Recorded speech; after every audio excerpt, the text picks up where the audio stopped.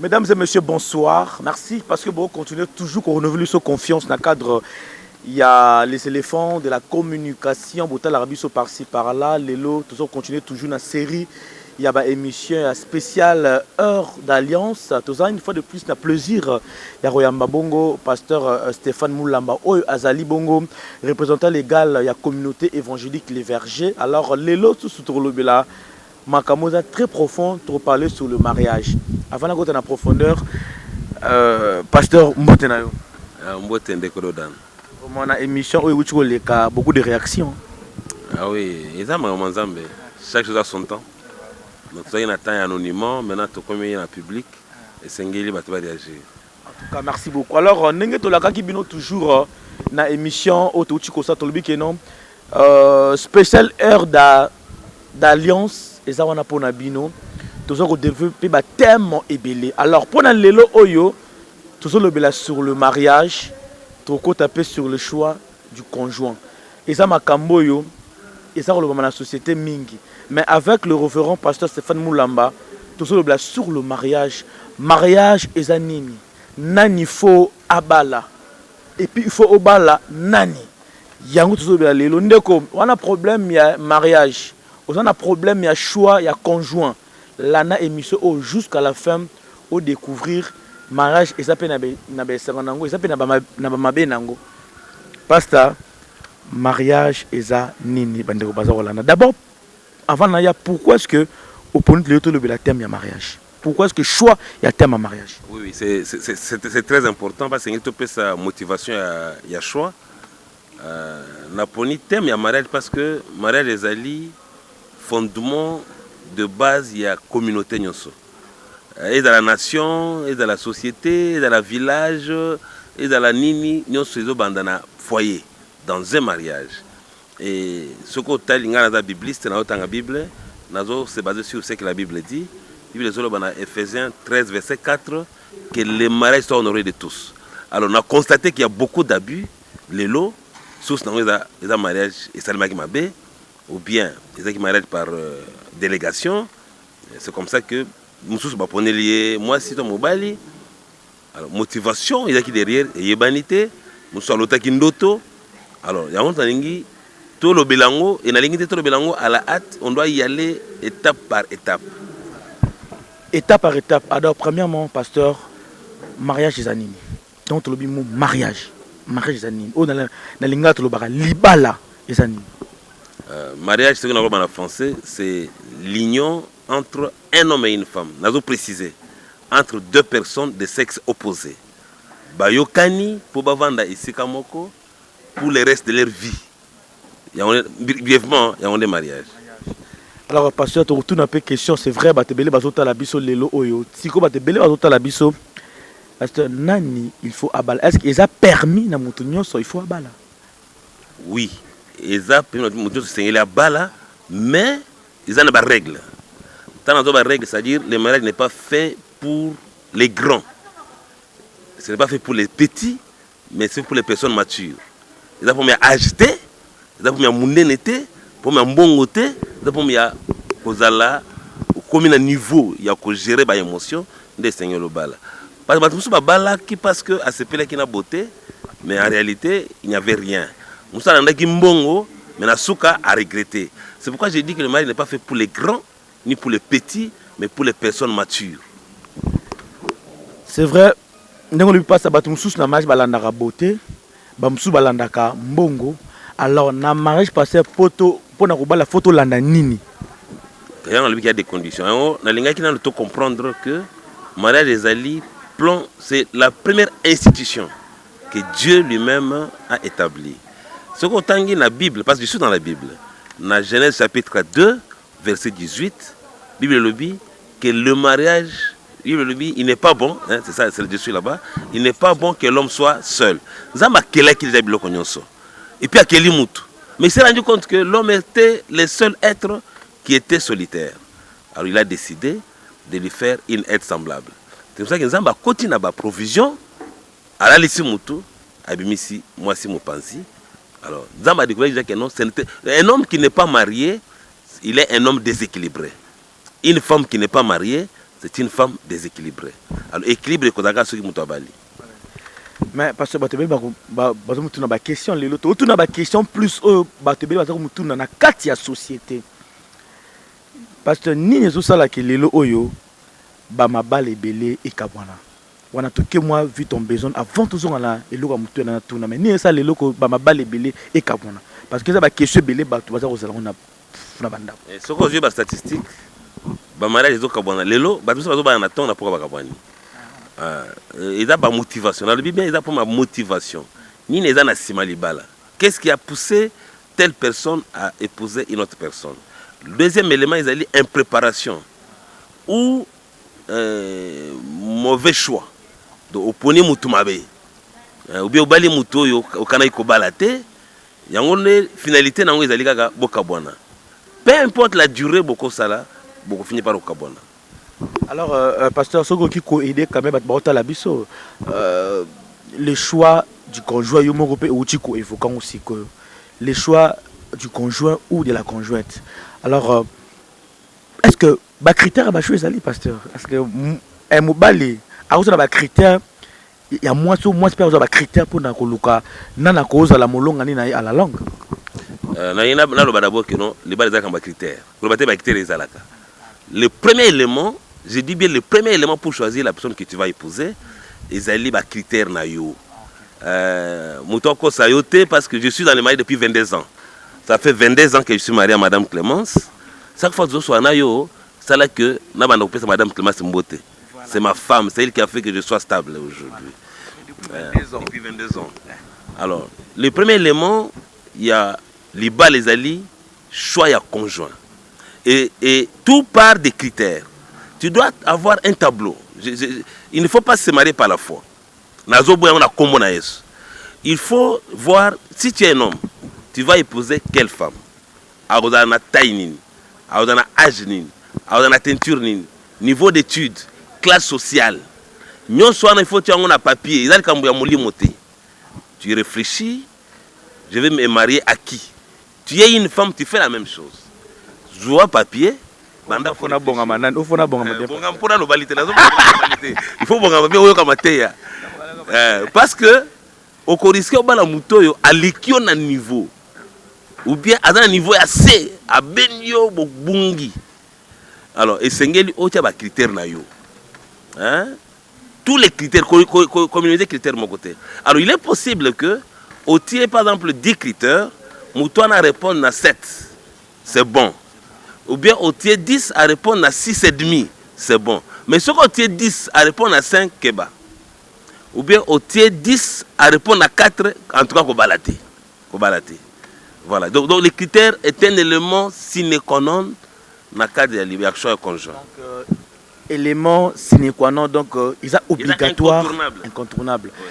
Donc, Bandeko Labiso, merci beaucoup. On a posé question pour les jeunes et belés, nous peut-être balité.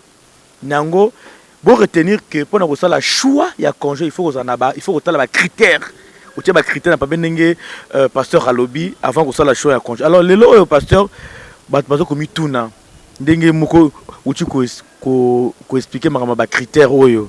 Alors, il peut que soit moi si, mais bon ceux qui au luki ba au sali ba choix ba critères mais on va se retrouver karaté. Écoute na moi si mo bon. Est-ce que a fait des alarapes? En tout cas, nous avons conseillé ceux qui ont parce que ce n'est pas par accident qu'on bala. Je donne un exemple. J'ai vérifié l'information.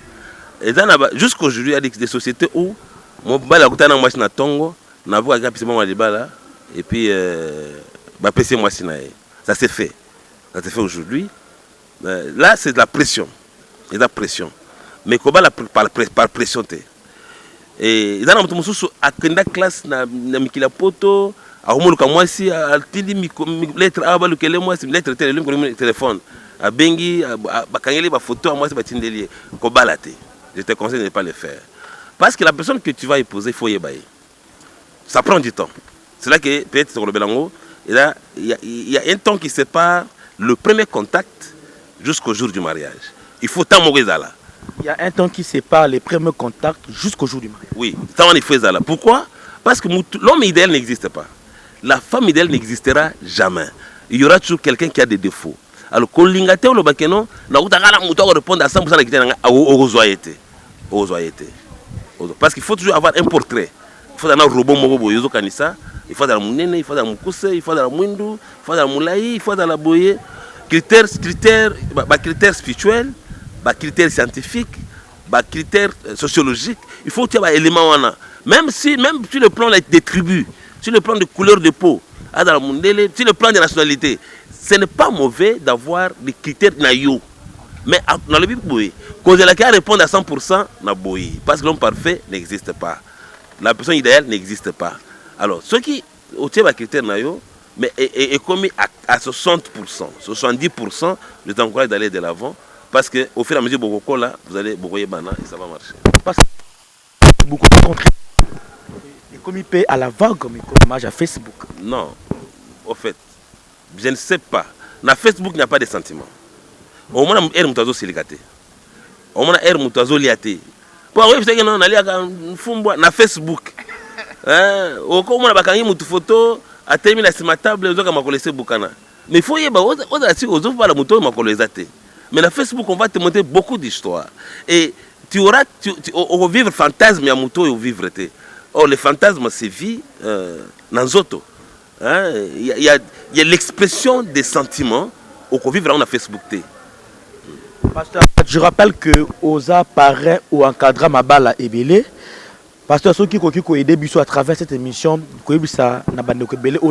surtout, endroit ni ne trouver moi c'est ceux qui paient est-ce qu'on a fête, est-ce qu'on église, ceux qui paient est-ce qu'on a katia bar ou qu'on appelle moi ça libala, moi ça vit notre mobile ya vie non, l'endroit est un destin. C'est un destin parce que circonstances est ébélé. Moi, mon épouse et moi, tout le temps à côté de moi, mais tout le monde a une opportunité.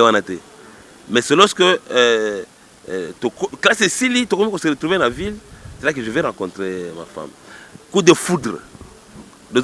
Écoute, autant qu'il y a bar, piscine, un stade, une église, c'est un problème de destin. Mais déjà, vous avez une liste. Papa, moi j'ai décidé de me marier, de commencer à travailler sur le mariage avec 15 ans. C'est-à-dire, dans la majorité, nabandi ko réaliser des éléments négatifs dans la famille nabiso. Dans le but, je vais me marier à une seule femme.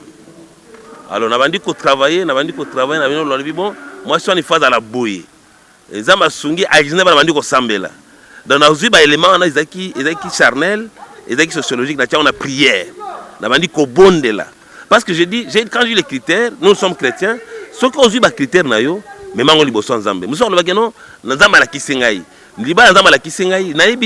ne veux pas dire que c'est mabe, mais je déconseille ça. Zambala kisi yo kokobala ngai mais yo moko lobinini. Parce que yo moko pe faut un sentiment na yo. Ozana ba goût na yo. Le goût de Dieu n'est pas ton goût. Oui, mais tant Adam Soumou qui va tourner le bi, moi c'est pesa kingai. Alors je déconseille tout le monde qui dit que Dieu m'a dit. Ou bien l'otindo to le bi, le roi na loti boye, na bala sero na bala ferro. Te kobala muto loti. Non, mais dans l'église, ça fait 28 ans. Non, ça fait 28 ans. Au 29e année. Le 22 mars, ça fera 29 ans que je suis à l'église de manière active, de manière engagée. Dans la 4 églises. Alors, il ne faut pas se marier parce que parce que prophétie, le pasteur décide, il dit non, moi je ne le fais jamais. J'ai dit que ça doit venir. Il faut, et puis, chaque fois que le couple vient me voir, les jeunes couples leur disent, vous êtes convaincus que vous avez. Convaincus, on est allé quand vous avez Saint-Esprit. Ils allent quand vous avez des paramètres nyonso. Alors, pasteur, partagez un peu mon expérience de Mouké par rapport à 22 ans. Parce que c'est la première partie. Il y a un peu de malembe. Ok, malembe, en tout cas, pour le malembe, pour comprendre l'ibala et zanini. Avant que libala pour que tu n'aies libala et zanini. Parce que partager en quelques minutes expérience na 22 ans de mariage. Est-ce que il y a aussi des moments de trouble? Moment de bonheur besoin qui passe. Partager biso muké mandeko bota la biso. Et ça va musu basali couple babala ni bazana 5 ans. Ba musu bana 2 ans. Ba musu me bota la biso pour les moments bazana ba problème même na kati ya couple na bango. Parce que pendant 22 ans au balanaki na maman. Il y a eu quoi pendant 22 ans? Moi, expérience que partager biso. Trouble est inévitable. Mais seulement, il y a tension. Tension et association. Mouto au Bali, moi c'est dans la Bali, elle n'est pas de ma famille, elle n'est pas de ma culture, elle n'a pas mon nom. En fait, elle a une éducation, elle a une instruction. Et puis, elle était catholique. Moi, je suis de nature, je suis des souches protestantes. Il fallait d'abord concilier les deux cultures religieuses. Papa, d'abord, on a vu ce critère, on a balayé la Kimasi Tanizaki Mayele. Elle est très intelligente. J'ai rencontré une femme très intelligente. Alors, et puis, elle est un appui incontournable pour Nangaï. Attends, Mbata, tu gagnes. Donc, Koganga. Parce que mais Koganga, jamais. Je ne le fais pas. Je ne peux pas le faire aussi. Parce que moi, moi, c'est parti en autres langues. Moi, je ne suis pas en tant qu'homme. Et puis, tant que tu pasteur, j'étais frère. Je pasteur il n'y a pas longtemps. J'étais frère. Mais un frère engagé, un frère qui connaissait déjà la vie. Qui valait à moi aussi. Bible dit que moi, ça a une partie en autres mobile. Alors, ce que je vis, le beau qu'on a eu. Je donne un exemple. Nazo marteau na beta 7 na mbeto marteau et glugwe et beta nazo couteau na kata loboko pour et salir erreur. Non, en fait, si j'ai